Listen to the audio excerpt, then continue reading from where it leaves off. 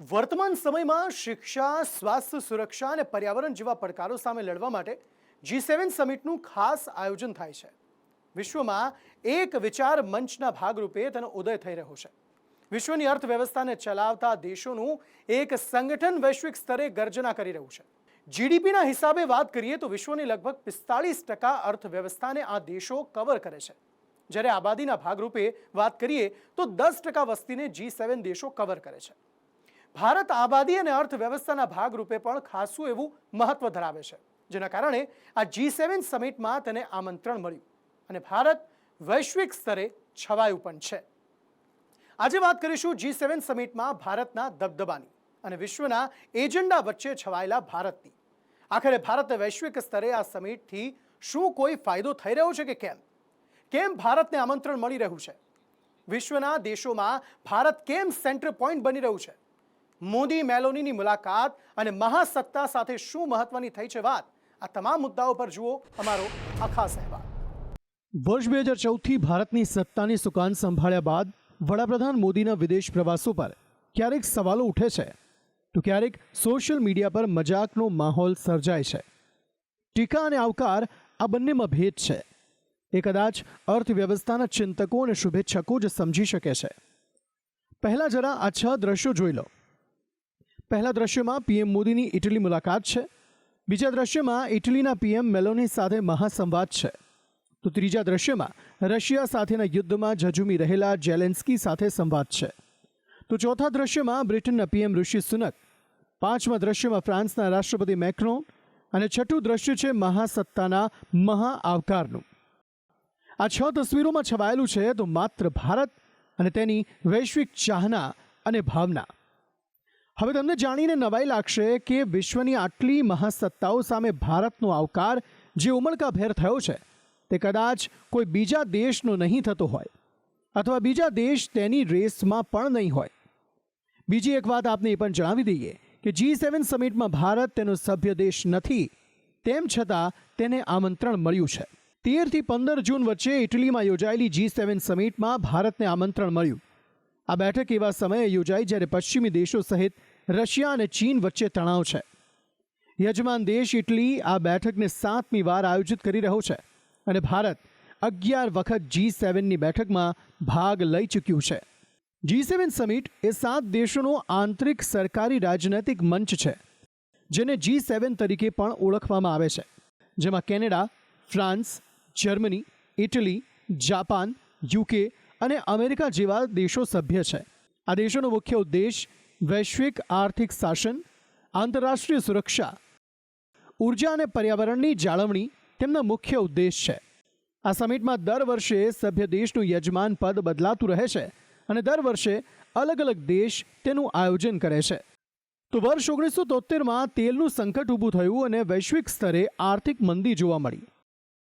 આ મંદી સામે લડવા માટે આંતરરાષ્ટ્રીય સ્તરે આર્થિક સહયોગની આવશ્યકતા ઊભી થઈ.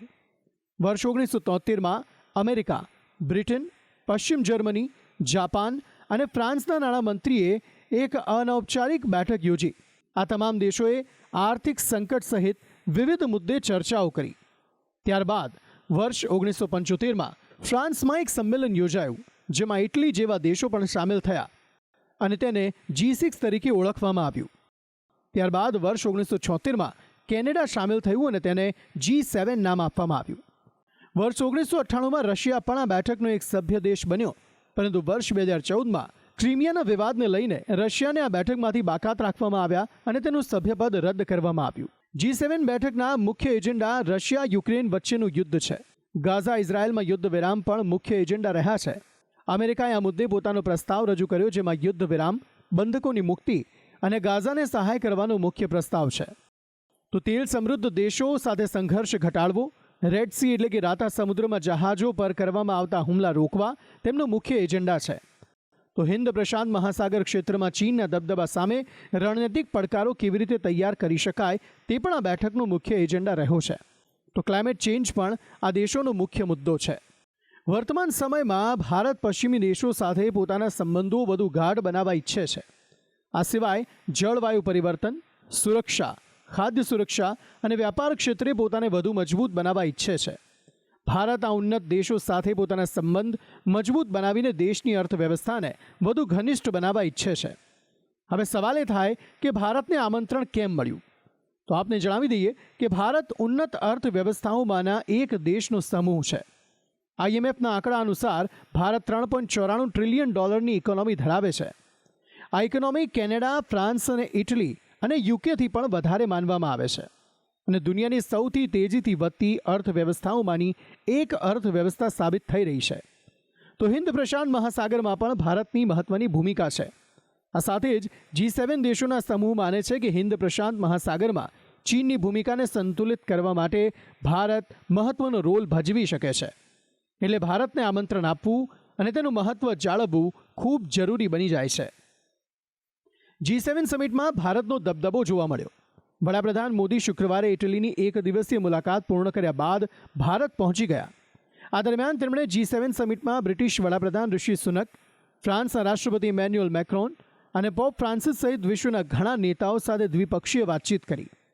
ઇટલીના અપુલિયામાં G7 સમિટ દરમિયાન વડાપ્રધાન મોદી અમેરિકા, બ્રિટન અને ફ્રાન્સ સહિત અનેક દેશોના રાષ્ટ્રાધ્યક્ષોને મળ્યા હતા.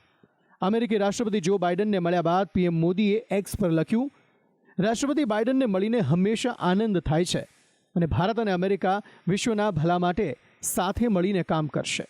આ સિવાય PM મોદીએ ફ્રાન્સના રાષ્ટ્રપતિ ઇમેન્યુઅલ મેક્રોન, બ્રિટિશ વડાપ્રધાન ઋષિ સુનક, યુક્રેનના રાષ્ટ્રપતિ વ્લાદિમીર ઝેલેન્સ્કી, જાપાનના PM ફ્યુમિદો કિશિદા અને કેનેડાના PM જસ્ટિન ટ્રુડો સાથે પણ મુલાકાત કરી હતી. આ સિવાય વડાપ્રધાન મોદીએ પોપ ફ્રાન્સિસ સાથે મુલાકાત કરી હતી અને તેમના હાલચાલ પણ પૂછ્યા હતા. પોપે PM મોદીને ગળે લગાવ્યા. પોપ ફ્રાન્સિસ 7 દેશોના સમૂહ G7ને સંબોધનાર પ્રથમ પોપ બન્યા હતા. પોપે AIની શક્યતાઓ અને જોખમો પર પણ પ્રકાશ પાડ્યો હતો. PM મોદી અને ફ્રાન્સના રાષ્ટ્રપતિ મેક્રોનની મુલાકાત અંગે ભારતના વિદેશ મંત્રાલયે કહ્યું કે સ્થિર અને સમૃદ્ધ વૈશ્વિક વ્યવસ્થા માટે ભારત તથા ફ્રાન્સ વચ્ચે મજબૂત અને વિશ્વસનીય વ્યૂહાત્મક ભાગીદારી મહત્વપૂર્ણ છે. વાતચીત દરમિયાન બંને નેતાઓએ મેક ઇન ઇન્ડિયા પર વધુ ધ્યાન આપવાની સાથે જ વ્યૂહાત્મક સંરક્ષણ સહયોગ વધારવા સંમતિ વ્યક્ત કરી છે. PM મોદીએ ઇમેન્યુઅલ મેક્રોન સાથે દ્વિપક્ષીય બેઠક યોજી હતી. આ બંને નેતાઓએ ભારત ફ્રાન્સના દ્વિપક્ષીય સંબંધોની સમીક્ષા કરી, જેમાં defence, nuclear, space, education, climate action અને ડિજિટલ પબ્લિક ઇન્ફ્રાસ્ટ્રક્ચર જેવા મુદ્દે ચર્ચા થઈ. તો કનેક્ટિવિટી તથા કલ્ચર ઇનિશિયેટિવ જેવા નેશનલ મ્યુઝિયમ પાર્ટનરશિપ અને લોકો વચ્ચે સંબંધોને વધારવામાં સહયોગ કરવા વિશે પણ ચર્ચા થઈ હતી. ઇટલીમાં PM મોદીએ યુક્રેનના રાષ્ટ્રપતિ વ્લાદિમીર ઝેલેન્સ્કી સાથે પણ મુલાકાત કરી હતી. આ દરમિયાન નેતાઓ વચ્ચે ભારત અને યુક્રેન સાથે દ્વિપક્ષીય સંબંધોને મજબૂત કરવા અંગે વાતચીત કરાઈ હતી. આ ઉપરાંત PM મોદીએ બ્રિટનના વડાપ્રધાન ઋષિ સુનક સાથે બેઠક કરી અને તેમની સાથે ડિફેન્સ ક્ષેત્રમાં ઔદ્યોગિક સહયોગ વધારવા, વેપાર તથા વાણિજ્યને પ્રોત્સાહન આપવા અંગે ચર્ચા થઈ હતી. વિદેશ મંત્રાલયના જણાવ્યા અનુસાર બંને નેતાઓ વચ્ચેની મુલાકાત ઘણી અર્થપૂર્ણ રહી. બેઠકમાં બંને નેતાઓએ સંરક્ષણ અને સુરક્ષા, વેપાર અને આર્થિક સહયોગ, ઉચ્ચ તકનીકી ક્ષેત્રો સહિત રોડમેપ 2030ના અમલીકરણ અને FTA સંબંધિત પ્રગતિ અંગે પણ ચર્ચા થઈ હતી. સુનક અને મોદી છેલ્લે ગયા વર્ષે સપ્ટેમ્બરમાં નવી દિલ્હીમાં G20 સમિટમાં મળ્યા હતા. ત્યારબાદ બંને દેશો વચ્ચે મુક્ત વ્યાપાર સમજૂતી માટે વાટાઘાટો ઝડપી બનાવવા સંમત થયા હતા. વડાપ્રધાન મોદી G7 સમિટમાં કેનેડાના વડાપ્રધાન જસ્ટિન ટ્રુડોને પણ મળ્યા હતા. ટ્રુડોના આરોપો બાદ ભારત અને કેનેડાના સંબંધોમાં તણાવ જોવા મળ્યો હતો. ભારતે ટ્રુડોના આરોપોને વાહિયાત અને રાજકીય રીતે પ્રેરિત ગણાવીને ફગાવી દીધા હતા. આ સિવાય PM મોદીએ સંયુક્ત રાષ્ટ્રના મહાસચિવ એન્ટોનિયો ગુટેરેસ સાથે પણ મુલાકાત કરી હતી. બેઠક બાદ PM મોદીએ કહ્યું કે એન્ટોનિયો ગુટેરેસને મળીને આનંદ થયો. તેમની સાથે ફળદાયી મુલાકાત થઈ. મોદીએ તુર્કીના રાષ્ટ્રપતિ, બ્રાઝિલના રાષ્ટ્રપતિ લુલા દા સિલ્વા અને UAEના રાષ્ટ્રપતિ મોહમ્મદ બિન ઝાયદ અલ નહયાન સાથે તેમજ જોર્ડનના રાજા અબ્દુલ્લા બીજા સાથે પણ મુલાકાત કરી હતી. આ વર્ષે ઇટલી G7 સમિટનો યજમાન દેશ રહ્યો. ઇટલીના PM જોર્જિયા મેલોની પણ ભારત પ્રત્યે પોતાનું સકારાત્મક વલણ ધરાવે છે. સાથે જ મેલોની એ પણ માને છે કે ભારત જેવા દેશના સહયોગથી દક્ષિણ આફ્રિકા અને ચીન સહિત પાડોશી દેશો સાથે સંબંધો અને વેપાર બંને સુધરશે, જેનાથી વૈશ્વિક અર્થવ્યવસ્થાની ચેન વધુ મજબૂત બનશે. બ્યુરો રિપોર્ટ, સંદેશ ન્યૂઝ.